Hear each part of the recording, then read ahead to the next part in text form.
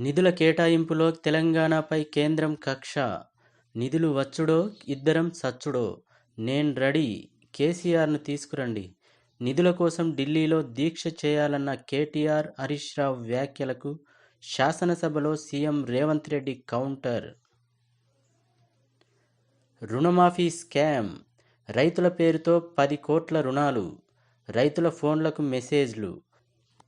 రుణాలు తీసుకోకుండా ఎలా మాఫీ అయ్యాయని ప్రశ్నించిన రైతులు. గాయత్రి షుగర్స్ ఫ్యాక్టరీ పైనే వారి అనుమానాలు. అధికారులను నిలదీస్తున్న రైతులు. నేడే రాష్ట్ర బడ్జెట్ 2.80 నుంచి 2.90 లక్షల కోట్లు. నేడు అసెంబ్లీలో ప్రవేశపెట్టనున్న ఆర్థిక మంత్రి బట్టి విక్రమార్క. కేంద్ర బడ్జెట్పై విపక్షాల ఆరోపణ. పార్లమెంట్ ఆవరణలో నిరసన. మిత్రపక్షాలకు సంతృప్తి, ప్రతిపక్షాలకు అసంతృప్తి. ఏఐసిసి అధ్యక్షుడు ఖర్గే. ఐటీ క్లియరెన్స్ తప్పనిసరి. భారత్ నుంచి ఇతర దేశాలకు వెళ్లే వారికి అక్టోబర్ 1 నుంచి అమల్లోకి.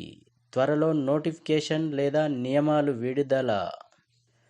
గ్రూప్ 1లో బీసీ, ఎస్సీ, ఎస్టీలకు అన్యాయం. టాప్ ర్యాంకర్లను జనరల్ కోటాలోనే ఎంపిక చేయాలి. శాసనమండలిలో ఎమ్మెల్సీ తీన్మార్ మల్లన్న. మరో 18 యూట్యూబ్ ఛానళ్ల టర్మినేట్. ఇప్పటికే సినీ నటులను కించపరిచేలా పోస్టులు పెడుతున్న 5 ఛానళ్ల టర్మినేట్. డిజిటల్ క్రియేటర్లను హెచ్చరించిన మా. రైతు భరోసాపై 2 సభల్లో చర్చిస్తాం.